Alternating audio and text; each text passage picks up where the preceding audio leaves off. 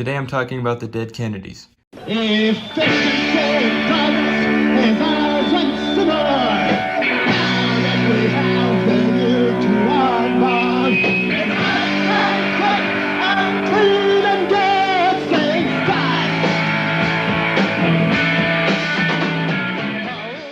The Dead Kennedys formed in San Francisco, California in 1978 when a man named Raymond Pepperell created a newspaper advertisement looking for new bandmates. It didn't take long for three other men to take interest in this, and just like that, the Dead Kennedys was born. The lineup consisted of Raymond Pepperell, now known as East Ray Bay, on lead guitar, Klaus Fluoride on bass, Ted on drums, 6025 on the rhythm guitar, and Jello Biafra as the lead vocalist. The band would release their demo tapes in 1978, however the entire demo sounds like you're listening with your head underwater. It's very much unlistenable. Thankfully, pretty much all of these songs will be remastered and released on future albums. Dead Kennedys will begin performing at small venues, sometimes under pseudonyms due to many people believing the band's name was in poor taste. Popular pseudonyms include DKs, the Sharks, the Creamsicles, and the Pink Twinkies. Ray would later explain that their name was an homage to the American dream. He said that the band had a high amount of respect for the Kennedy family and that the JFK assassination itself was in much poorer taste than the name of some silly band. In 1979, 6025 left the Dead Kennedys for unknown reasons, although like many bands it could have been creative differences. Despite this speed bump, the band would release their first and one of their most iconic singles, California Uber Alice, on Jello and East Ray's independent label, Alternative Tentacles.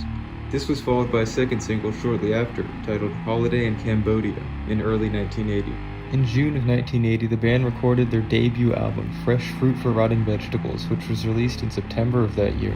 The album was extremely aggressive and politically charged, and it made waves in the underground punk community, even reaching 33 on the UK album charts.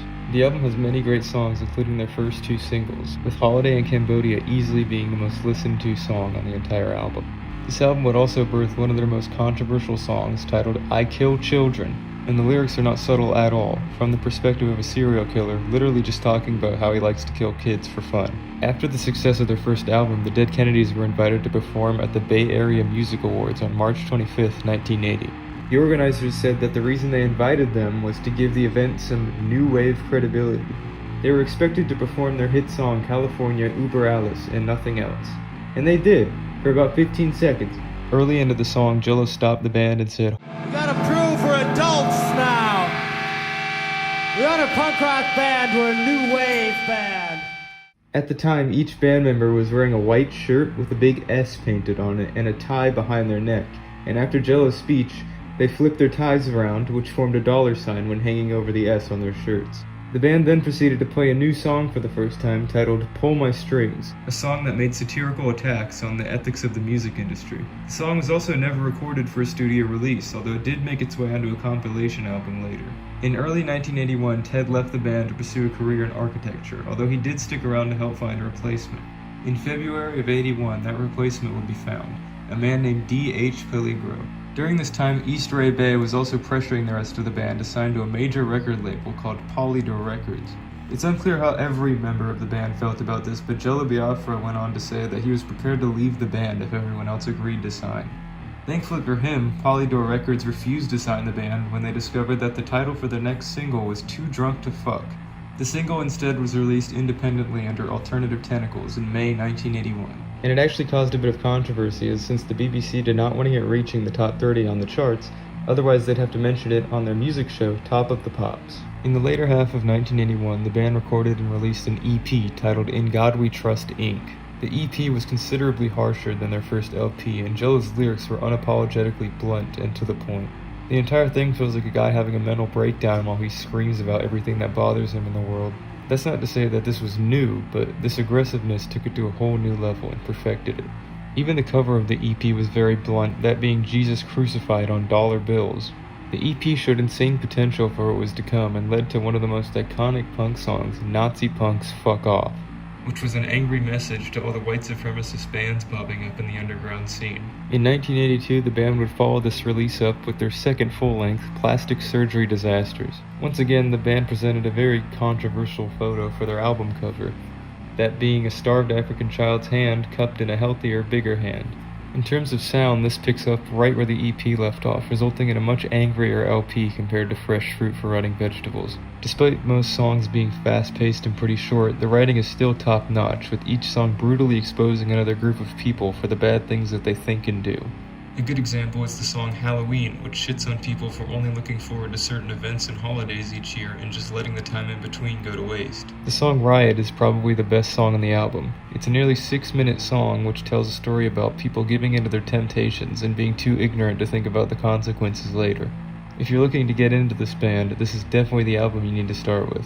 Following this release, the band would take their longest break between albums, 3 years. The Dead Kennedys would devote these years to their record label Alternative Tentacles, but they didn't give up songwriting entirely, since a few songs that they performed during their live shows wound up on their third LP. In October of 1985, the Dead Kennedys would release their third LP titled Frankenchrist. This is supposedly where people say that the quality of the band begins to decline, but as far as I can tell, this one's just as good as the last two. The glaring difference with this one is its pacing. To put it in perspective, their first LP had 14 songs and was 33 minutes. This one's 45 minutes with 10 songs. There's no doubt that the sudden choice to switch to longer songs probably threw a lot of their fans off at this point. But despite the change of pace, the songs are just as solid as they've always been. I don't want to spoil everything, so I'm going to talk about my two favorites. The first one is Jockorama, a song that digs into the violence of sports, specifically football, and how nothing really changes in the rules of these sports when someone is severely injured or killed. The second one is Goons of Hazard, which tells a story of a group of bored police officers who decide to commit a hate crime and get away with it while being praised as heroes because of America praising police officers. The album did great upon its initial release, but the band would find themselves in some deep shit afterwards. For some reason, the band decided to add an extra poster inside of each vinyl case. I can't show it on YouTube, but it's called Penis Landscape by H.R. Geiger. The whole ordeal started when a teenage girl purchased the album only for her mother to find it. Her mother then wrote a very angry letter to the California Attorney General. Now I'm going to preface before I say all this. There are two big things that happened in 1986 for the Dead Kennedys. One of them has to do with their final album, and the other has to do with legal troubles involving Frankenchrist. And I'm going to talk about the legal troubles first, and then I'm going to backtrack back to the beginning of 86 and talk about their albums. So just bear with me. In June of 86, every band member, as well as anyone involved with the distribution of Frankenchrist, were criminally charged with distribution of harmful matter to minors. And normally I'd say this is a bit overboard, but you should definitely Google that picture before you say anything. Everyone involved was charged with violating the California Penal Code, yes, that is a real thing, on a misdemeanor. Jello even said that his house was searched by the government during the entire ordeal. Their max punishment could have been up to $2,000 or a year in jail, but somehow everyone involved got away with it. The first trial had 3 defendants, all of which were involved in the distribution of the album. And their judge must have been really cool because he said that the poster had to be considered in the context of the songs and lyrics, and that it couldn't be used as evidence by itself. It didn't take long after that before the case was dismissed and everyone went home. In August of 1987, Jello Biafra went into court with Michael Bonanno. Both of them were higher-ups for the Alternative Tentacle label. The trial ended in a 7-5 split in favor of Jello and Bonanno, and with that, somehow everyone was able to walk away from the entire thing. The only consequence was that certain stores banned the record from being sold. Alright, now that that's out of the way, I'm going to jump back to January of 1986 and talk about the split and their last album. In January of 1986, the band actually officially split up, but they stayed together technically to finish their final album.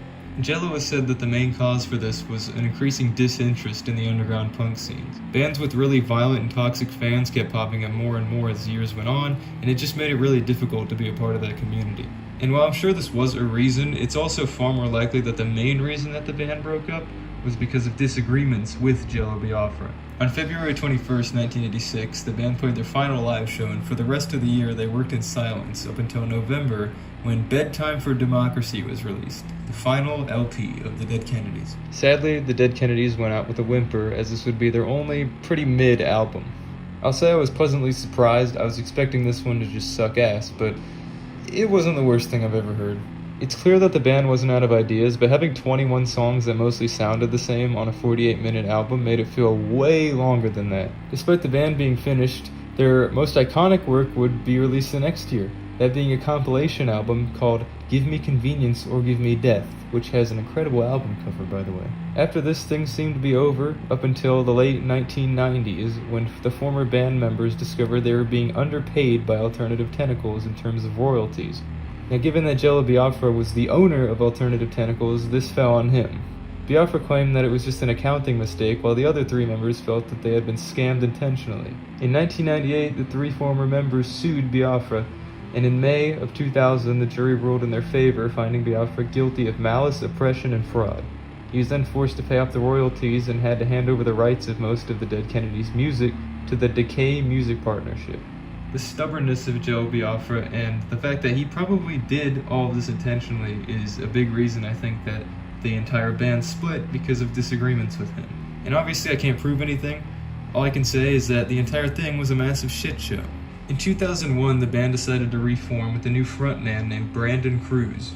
And while they never released new music, they did begin touring again and found a good amount of success with it.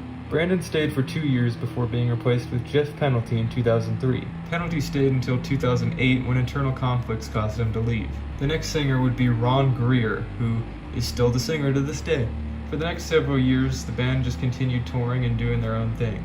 In 2017, the band attempted a reunion with Jello Biafra, but being the stubborn shit that he is, he refused it immediately. Unfortunately, in October of 2022, band member D.H. Peligro died of a heroin and fentanyl overdose. The Dead Kennedys stopped touring after this, and unfortunately, that's the last notable event as of right now in the band's history.